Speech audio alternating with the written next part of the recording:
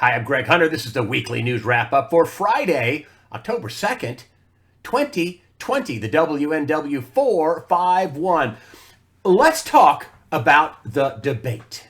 I'm going to do my whole wrap up with the debate in mind and talking about the things that are on the debate that basically tell the story of the week and what's going on. And let's just start with the mechanics of the debate. You know what I noticed first off?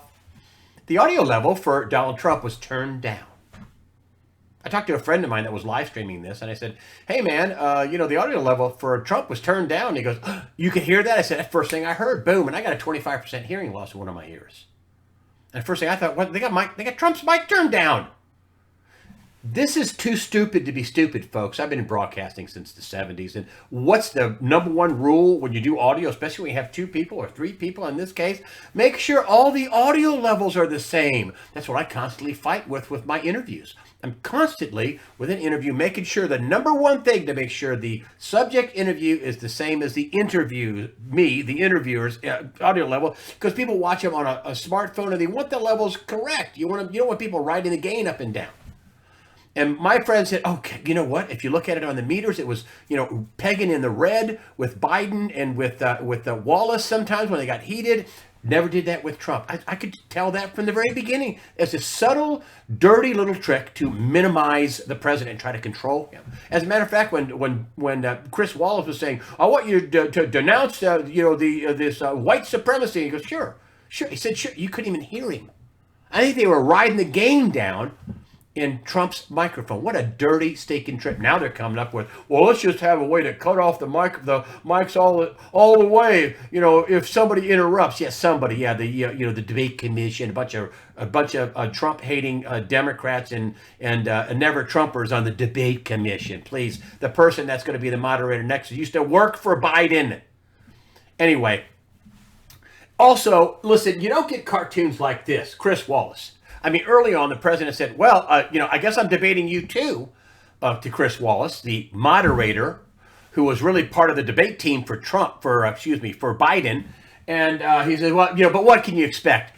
I mean, that's an unbelievable insult to a moderator who's supposed to be fair and unbiased. Wallace was not. So here you get cartoons like this.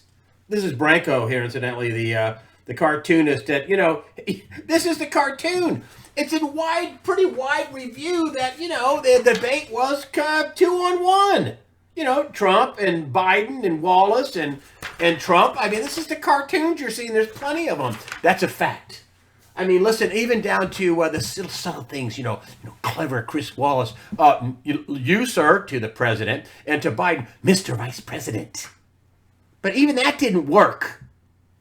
I mean, when Trump was scoring points in big time, the microphone was muted and Chris Wallace jumped in there to break him up. It was like an MMA fight where one fighter was about ready to get the other guy to tap out. Oh no, got to stop the fight. Let's move on. And so it's 2-on-1. That's obvious. The microphones, you can measure it on a meter. That's obvious. Some people say Biden got the questions ahead of time. I don't know that. I can't report that for sure. But he sure had some bullet-pointed answers ready for Chris Wallace when he was doing it, when he was asking him questions. They said that he had an earpiece, that, people were talking to him, coaching him in his ear. One person even went so far to say there was technology, lens technology, contact technology that could put a small little teleprompter on your eyelid. I don't know if any of that's true. Here's what I do know. Biden got his ass handed to him. He got creamed. And people said, well, Joe Biden did better than we thought. Yeah, that's like the Detroit Pistons playing the Chicago Bulls when Michael Jordan was there. And wow, the Detroit Pistons did better than they thought. They scored 30 points on Michael Jordan. How many did Michael Jordan score? 85. And if you look at the snap polling, I was surprised they put this out. Telemundo did a snap poll. They're not fans by and large, of Donald Trump, right? And what did their audience of Hispanic Americans say? 65% said, oh yeah, Trump won. Dana Bash on CNN. I mean, listen, she's one of their political reporters, one of their political big dogs. And she said, and this is a quote, and this, I couldn't believe she did this. I heard her say it. And she said, I know we're on cable TV, but, commenting on the Trump-Biden, just getting done with the Trump-Biden debate. And I know, we're on cable TV, but that was a shit show. Excuse me? If she thought that Biden won that, okay? Do you think she'd say that? No. Her husband, John King, was complaining about Hunter Biden, who's cashing in on the family name and, kind of making Joe look bad. More about that in just a minute. So if you take a look at the mechanics of the unfairness of the debate, Trump, for sure, microphone being turned down, for sure, lots of criticism of Chris Wallace not being fair, basically on the debate team for Biden. And then if those things are true, that he got the questions ahead of time and people were talking in his ear, but it doesn't matter. Biden, it wasn't what he wanted. It wasn't what the Democrats wanted. The Democrats were in a position where they know they are losing this election. And they know Biden's not all that sharp. And they know he's behind. Forget the phony polls. Forget that. They know what the real numbers are. So they had to chance this. It didn't work. What is it going to be? It's supposed to be 3 debates. They're not going to be 3. There may be one. There may be one more. It's going to be a town hall setting. And if you think that they can control that better than Chris Wallace, Mr. Biased, Mr. I'm on the Biden team, Mr. Vice President, then you're sadly mistaken. But I think they're going to have to try it again. But it wasn't what they thought. Now let's talk about the debate. And I want to unpack this first. Wallace asked Trump about this whole white supremacy stuff in the 2016 election. And, there's one piece of videotape or video after another with Donald Trump condemning white nationalists, the KKK, neo-Nazis, and also Antifa and Black Lives Matter and any violent group, right? And that's who's incidentally burning down the cities, which is a point that Donald Trump brought up. And this is the biggest point. It's about the violence. And, they talked about Proud Boys. Well, you know what? Do you know who this is? Does he look like a black guy to you? He does, doesn't he? Because he is. He's a black a Cuban. And he's the head of the Miami Proud Boys. Another black guy is the head of the Utah Proud Boys. Isn't that dastardly evil genius to put black people in charge of a group that you want to call racist and white supremacist? They put black people in there. Yeah, because it's not. It's stupid. It's ridiculous. And Donald Trump has denounced that many times. You just can't get the Democrats to denounce violence and all this burning in cities. That's who's doing it all. That's what Trump said in the debate. This is a big point in the debate, the violence. I'm going to get back to it in just a second. You got Kamala Harris, applauding Black Lives Matter, the violence of Black Lives Matter, and throwing their Antifa. And, you put in Antifa.com, and it's been going to Joe Biden's campaign donation page. I mean, listen, it is not a small secret that the left is backing Antifa and Black Lives Matter. They're backing off because it's blowing up in their face, but that's where the money's coming at. Why do they go so far left? Because the money is coming from the far left, and they want their money's worth. So let's talk about the things that Joe Biden gaffed on, because I don't see him winning that much other than him looking at the TV camera and telling people to vote. And that was a telling moment right there. I'm like, whoa, I thought you guys wanted everybody to, because of COVID, you want everybody to vote by mail, which is a fraud. It's been proven a fraud in the bipartisan commission with James A. Baker and Jimmy Carter in 2009. It was a recipe for, quote, fraud and coercion for voting. Fraud and coercion. Vote by mail. And I'm not talking about absentee ballots. And I was surprised about one question Chris Wallace asked was, have you called the Democrat governors of Washington and Oregon and Illinois or whatever, and told them to get control of this violence and this rioting? I was an elected official then. People don't care about the packing the courts or making D.C. a state. I know why they don't want the courts back. You don't want a bunch of liberals, making laws from the bench when they can't get it through the legislative process. And D.C. be a state, because that's going to be another 2 senators from D.C. from Democrats. And Puerto Rico being a state, another 2 Democrat senators for that. In this election right now, in the here and now, in this debate, it didn't resonate with voters. You know what resonated with voters? What are you going to do about the violence? And Joe Biden, when he was talking about voter fraud, he didn't say, oh, there's no voter fraud. Of course, they did some of that, which is a complete and total lie. I mean, even Facebook has cracked down on anything that criticizes or points out voter fraud. Total voter fraud. And why? Because they have to. They're losing tons of voters. But he was telling people, make sure you get out and vote in person. Well, why are they saying that now? I thought they were all cozied up to the whole mail-in ballot thing.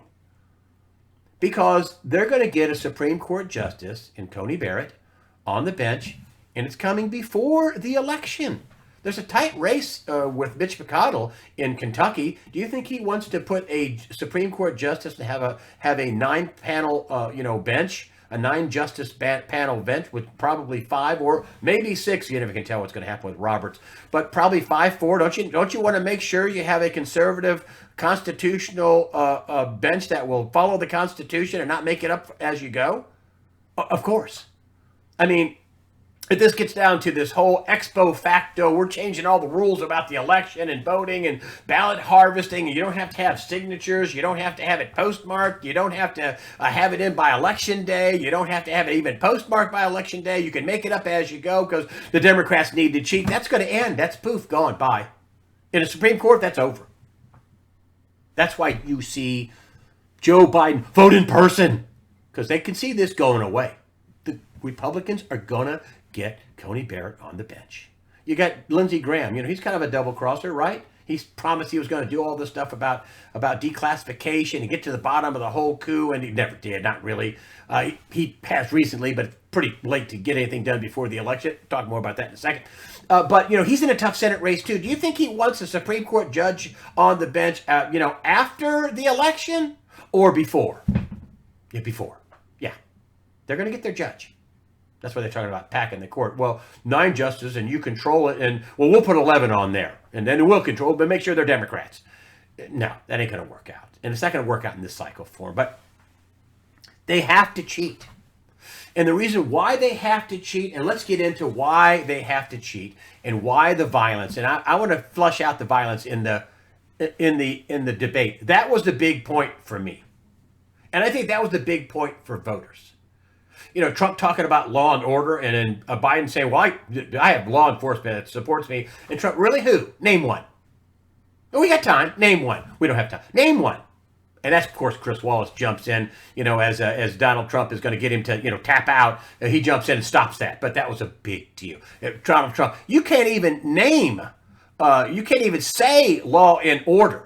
I mean, these are your people. What are you, in the debate? Why don't you, basically, say that you shouldn't have all this violence? Of course, I think he did, but do they really mean it? No law enforcement is endorsing Biden, and that's been a traditional union. Law enforcement backs the Democrat type thing, and that's not happening either. More votes, poof, disappearing off the Democrat docket. Defund the police. Black people don't like that. Hispanic people don't like that. No minority nobody likes that. No white person likes that. Nobody wants that. That was a big one. That was huge. That's what's resonating with voters. Violence. And who's going to stop this violence? And when you look at Biden, who actually said, well, we need to rethink policing and, send out social workers when there's crime. Really? Tell you what, Joe Biden and Kamala, why don't you give up your armed protection and, surround yourself with a few social workers as your bodyguards? Yeah. You get it? People are afraid of the violence. That's a huge deal. I got a friend of mine that does work in the political arena, and he says, 6-8 months ago, it was a lot closer to what it is now. Now, no, not close. Listen, I don't think it's close at all. And again, and let's, why they're doing the cheating. Why? Here is the RNC chairwoman on Thursday. Our data from Duluth rally shows that real Donald Trump is still bringing in tons of new voters. Look at the breakdown here, folks. 60% of attendees were not Republican. And then look at the breakdown. 20.9% were Democrats. In other rallies, 25% Democrats. Democrats, they're freaking out. The DNC. 17.2 did not vote in 2016. Holy cow. 8.4% have not voted in the last 4 elections. And really, let's unpack this little poll that Gallup had out that now 56% already think that Donald Trump's going to win re-election. Of course, I don't really believe all the phony polls. I really don't. And let's talk about this. So a friend of mine that does data research, and I can't tell you who, and he's been involved in campaigns and other stuff like that.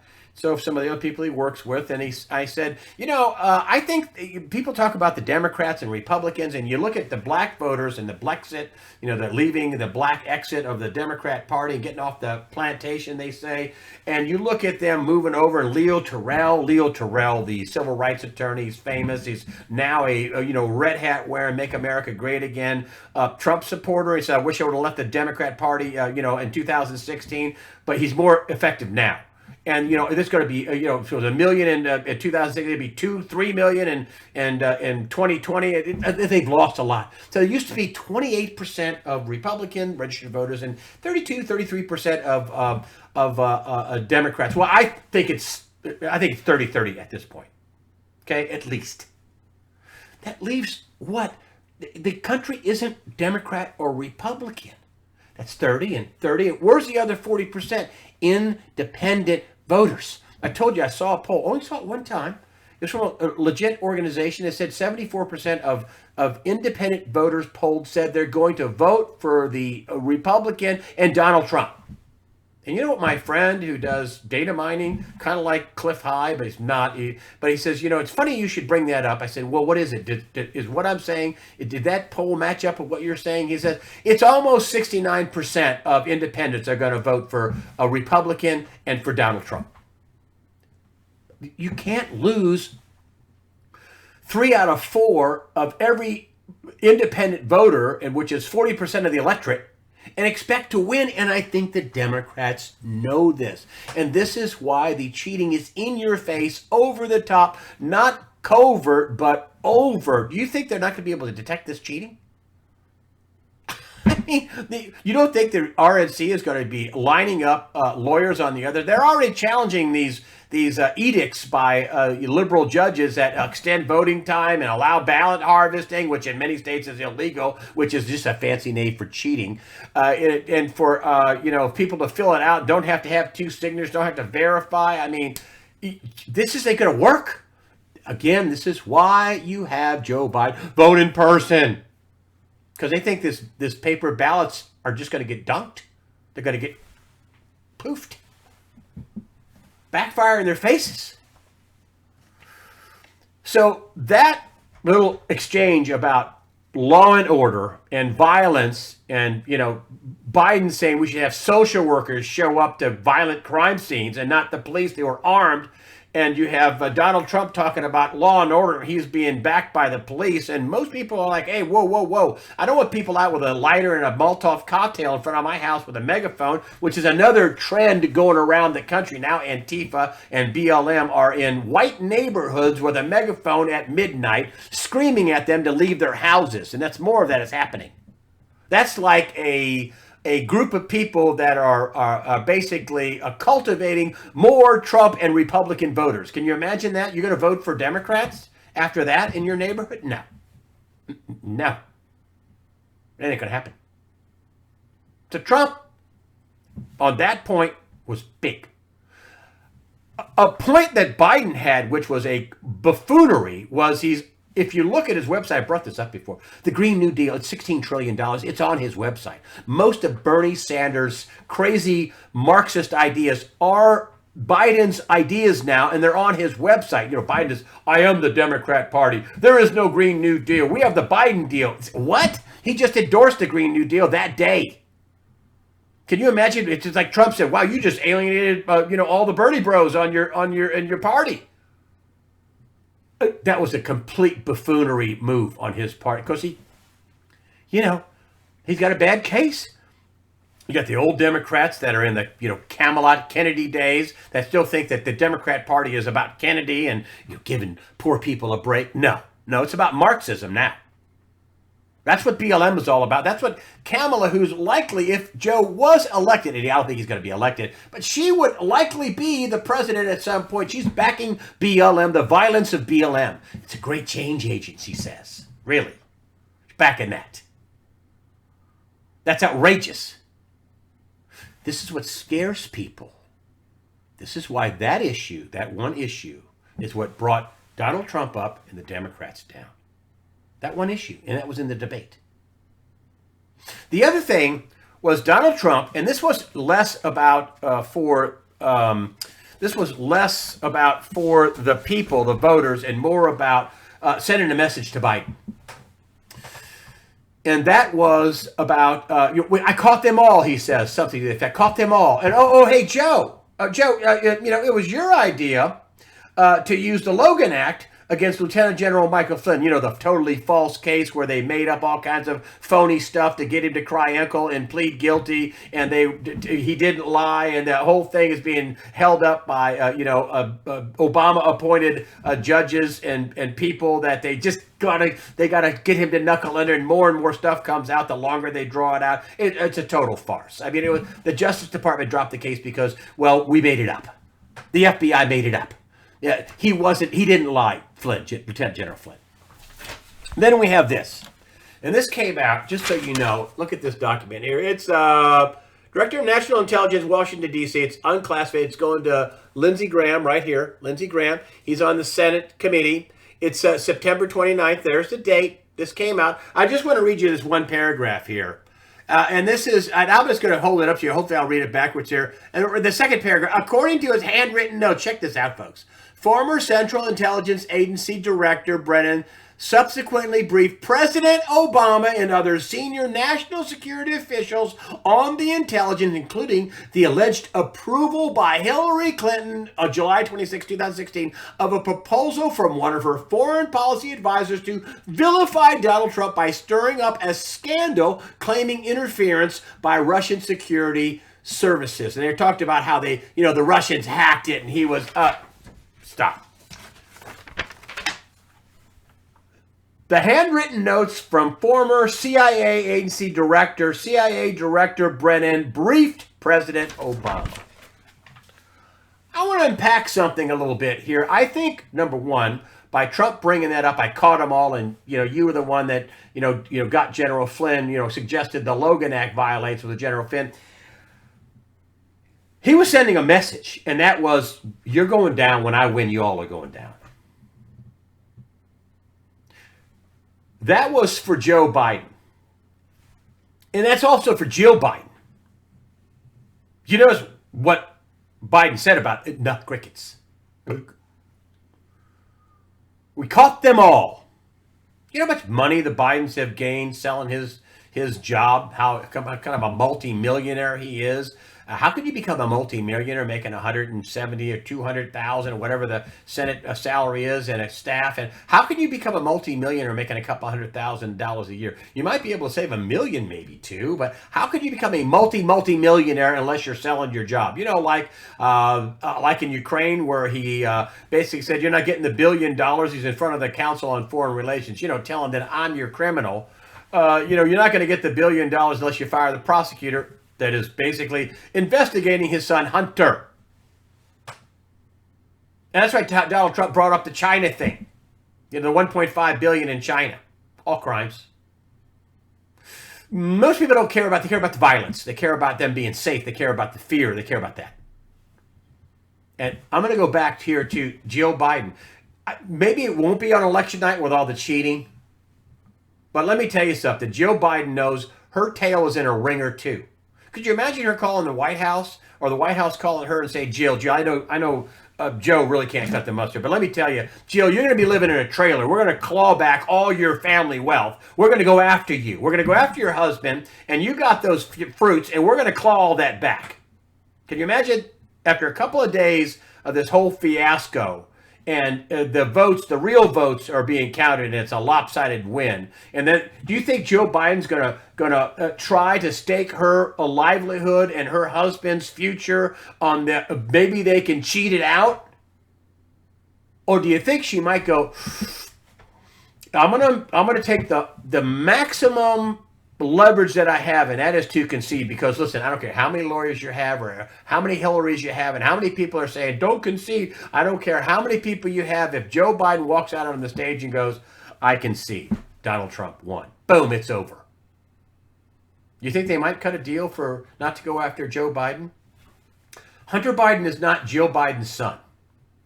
And I'm bringing up Joe Biden. She's talking for him on the campaign trail. She's standing in for him on the campaign trail.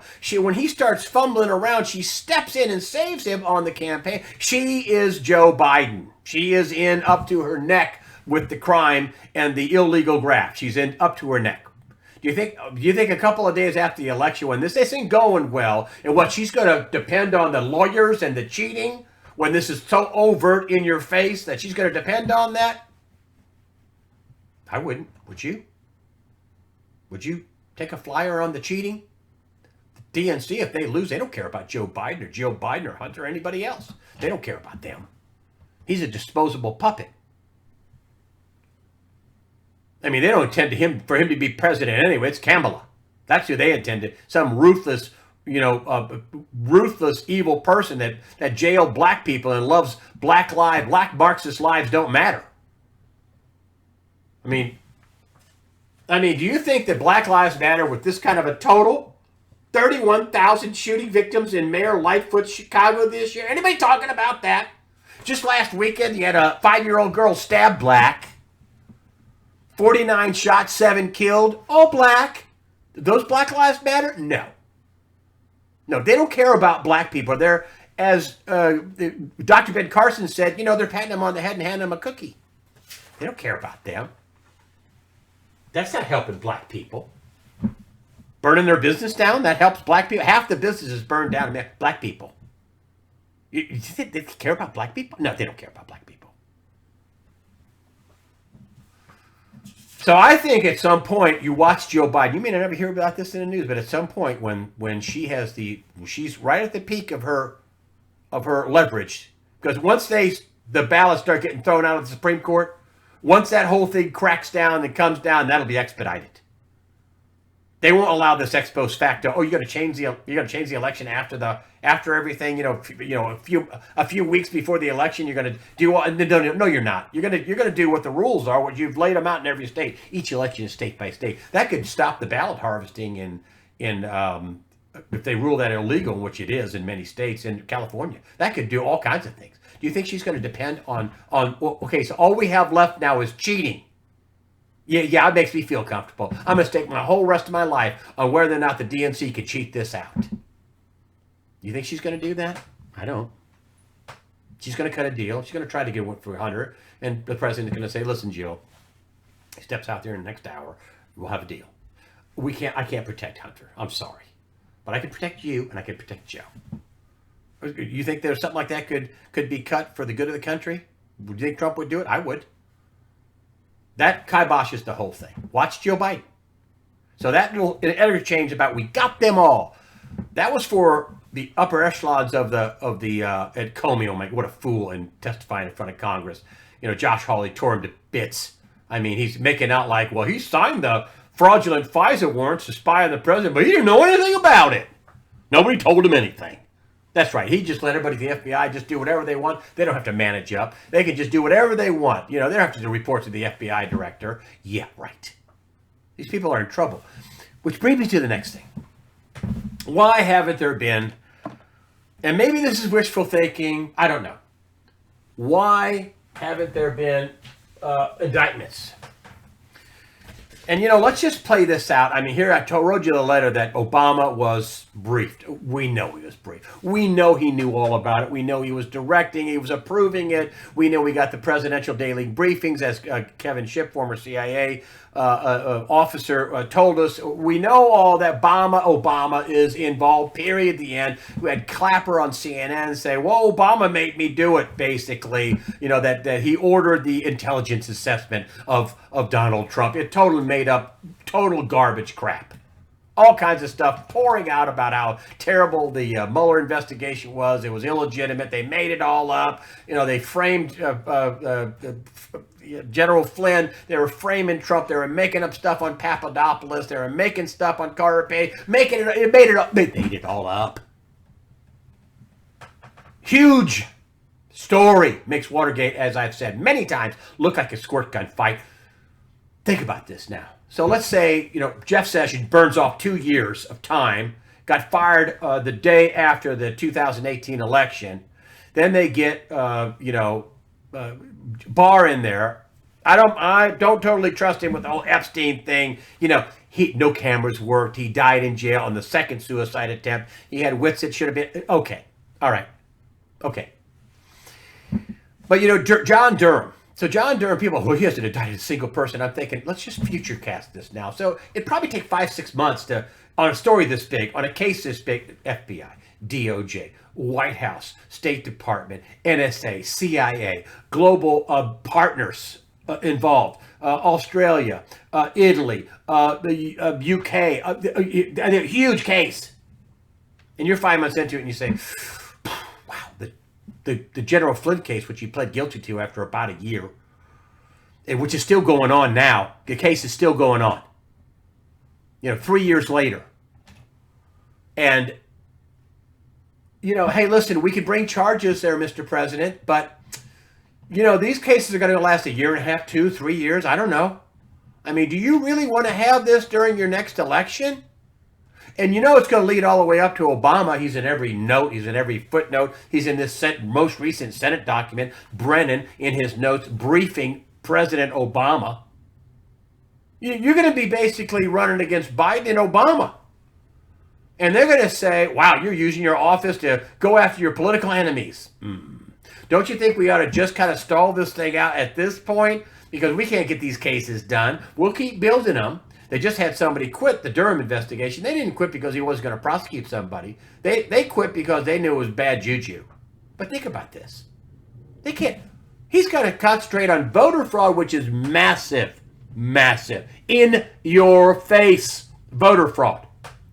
I mean, you just had Project Veritas. Getting it on camera. Money exchanging hands for ballots. $100, $200 on camera. And the FBI, Christopher Wray, I'd fire him already. I'd fire him. Antifa's just an idea. You're an idiot, Christopher Wray. Really. I mean, what a treasonous, seditious weasel. Christopher Wray, FBI director. Antifa's just an idea. Really, just an idea is burning down all these cities, as Trump says. And so I don't blame them for not bringing this. Would you want to be running against Biden and then your prosecution of Obama? Because everybody is going to say, Obama maybe do it. Comey, Obama maybe do it. Clapper, Obama maybe do it. Brennan, Obama maybe do it. Everybody is going to say Obama maybe I will follow orders of the president. Because this all leads to the president.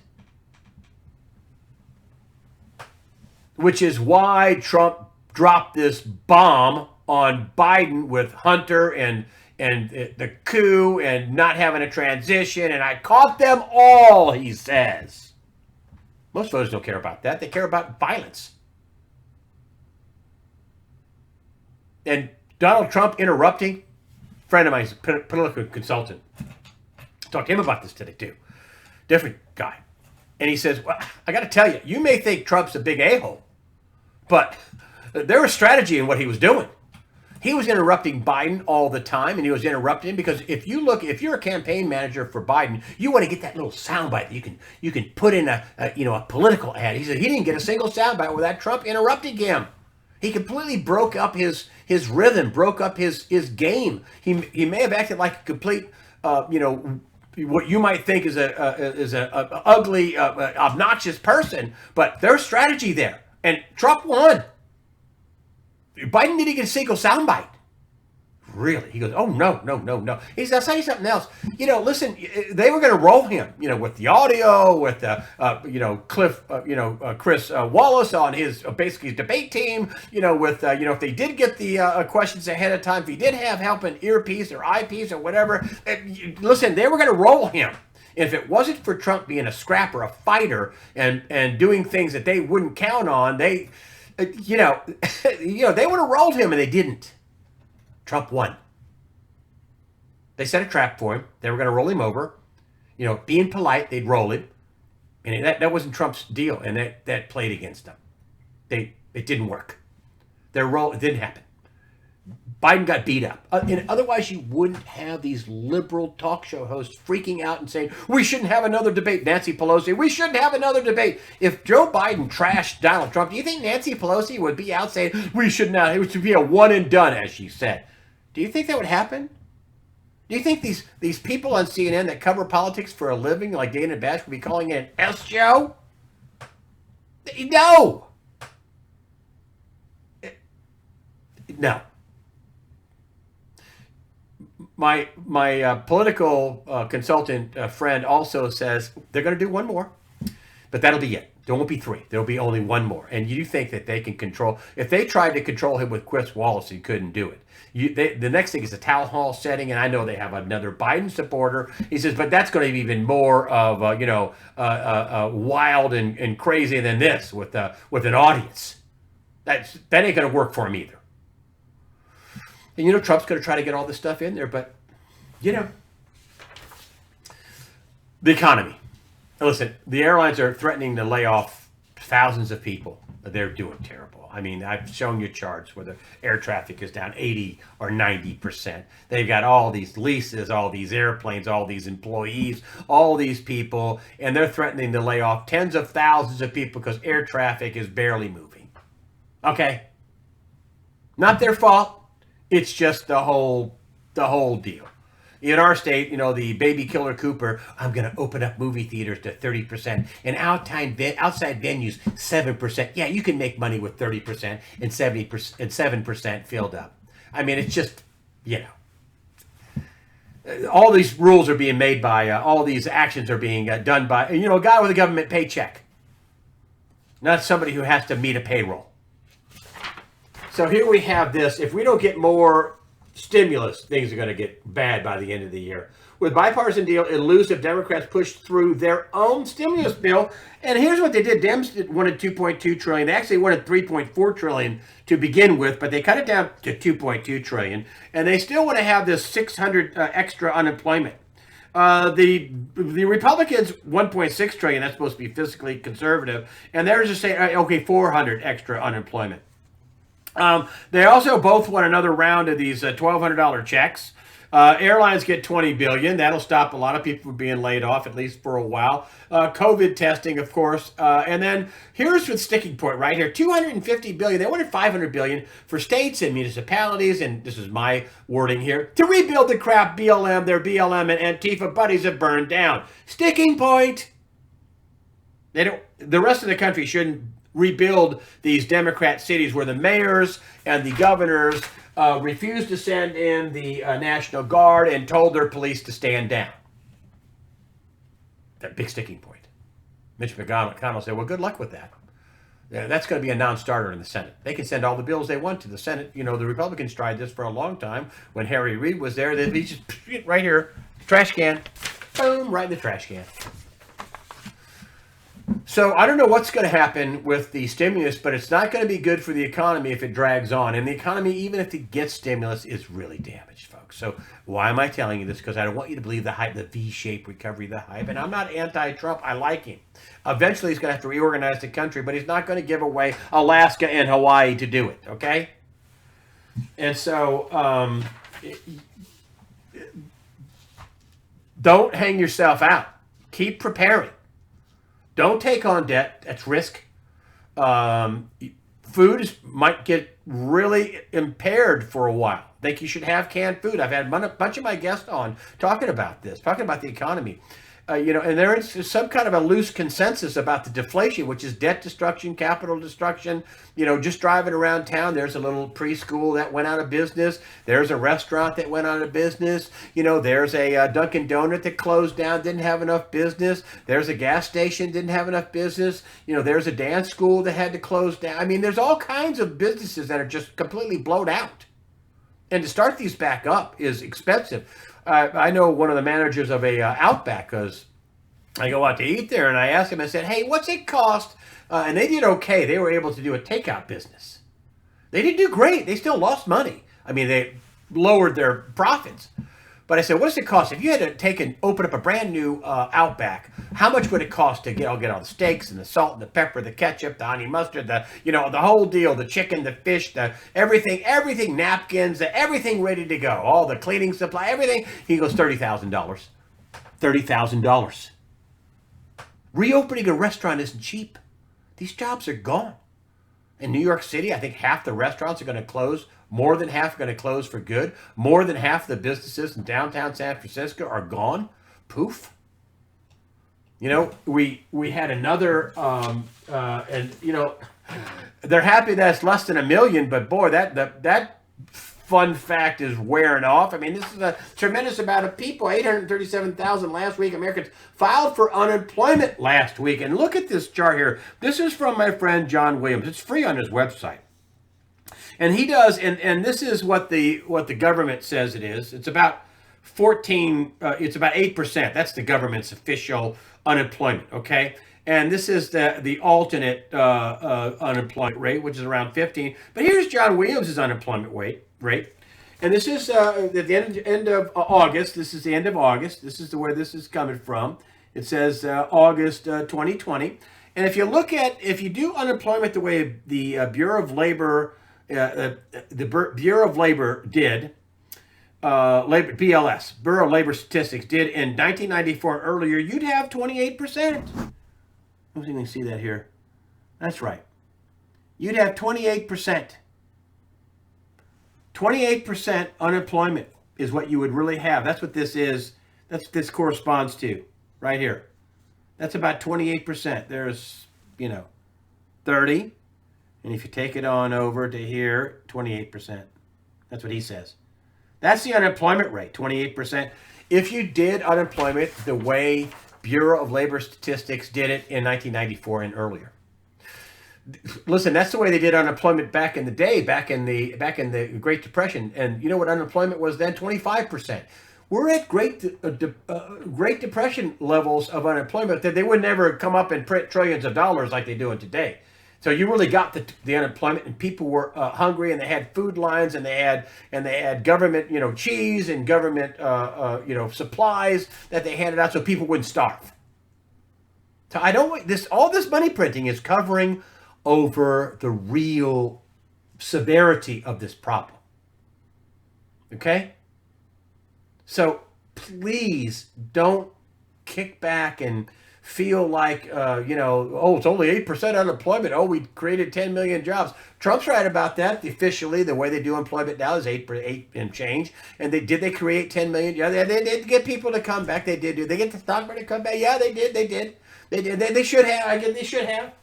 But I'm telling you that this is a lot of money printing.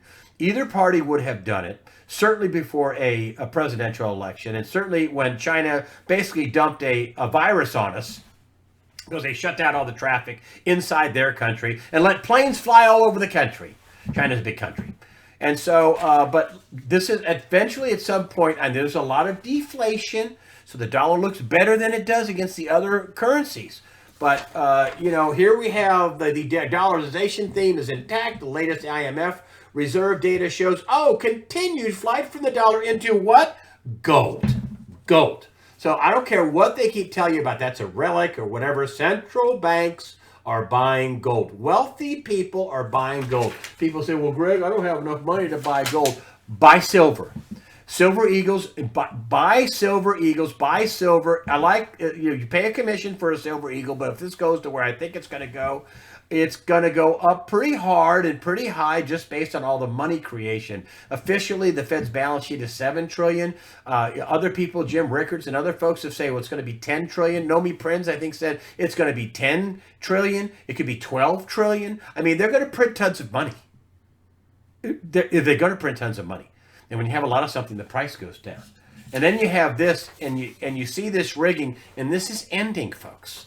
This is going to, at some point, end. J.P. Morgan pays a record $1 billion fine amidst spoofing of gold and treasuries. They're interfering in the FS markets and the gold markets. They're interfering. They're pushing one up and making you think it's worth more, and pushing the other down, that's gold, and making you think it's worth less. And they're paying big fines. Of course, that's like, 50 cents on the New Jersey Turnpike, a toll, or $1, or whatever it is these days. It used to be 35 cents 10 years ago, but I'm sure it's raised since then. But, that's what this is.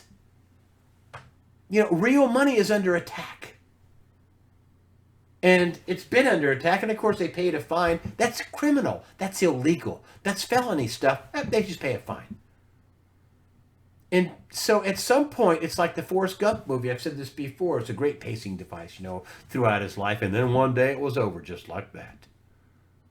And I'm telling you this, when I did work at CNN and at ABC News and at the TV stations I worked for, I did a lot of fraud stories. And the one theme that was consistent with all fraud stories, okay, they end quickly. They don't end over a long period of time. They take a long period of time, but then one day it was over just like that. So protect yourself, all right? Oh, that's what I think about the debates. I think Trump won. I think he had tactical stuff to do it. I think there were evil, dirty tricks pulled on him. I think it was 2-on-1. Who knows if Joe Biden had an earpiece or an eyepiece that showed him a teleprompter or whatever. It didn't make any difference. Joe lost. That wasn't what they wanted. And the massive cheating. It's unbelievable. They even stole the machine in Pennsylvania, a voting machine. That could be a problem. I think they got the cipher keys. They say they didn't. I don't know. It's up in the air. Who knows? The cheating is off the charts, folks. The Democrats are going to have to cheat. They've lost a lot of their base. They've lost a lot of the blacks, the Latinos. They've lost rank and file Democrats, white people. They've lost a lot. I don't see how they can win. So, but here's the one thing I want you to keep doing. I want you to keep praying. I want you to keep praying, and I don't want you to be fearful. I want you to understand what's going on. And yes, things are going to get even nastier. A cornered animal can really react violently, and they will fight to the death. That's the Democrats. They're cornered. They are cornered. They're not going to get the Supreme Court. They're not going to stop the Supreme Court Justice Coney Barrett, which I incidentally told you that's what was going to happen. They were going to use her. She checks a lot of boxes. Is she perfect? No. But she checks a lot of boxes. They're going to have a hard time. I'll just say this. I mean, they're going after her two adopted black children and saying she's a racist for adopting black people. Who writes this stuff for these people? It's like an 8-year-old, an idiot, an imbecile, a moron. That's what you got? She's a racist because she adopted black children. Really? Anyway, thank you very much for supporting USAWatchdog.com. Thank you very much for your comments. I have some of the smartest people on YouTube and on at USAWatchdog.com in my comments section. Thank you very much for everything. And as I always say, fear not. Prepare yourself mentally, physically, above all spiritually. Fear not. God the Father and His Son Jesus Christ and the Holy Spirit, who's helping me now, are all firmly in control. Sorry I went so long, folks, but I just had a lot to unpack. Thank you very much again for supporting USAWatchdog.com.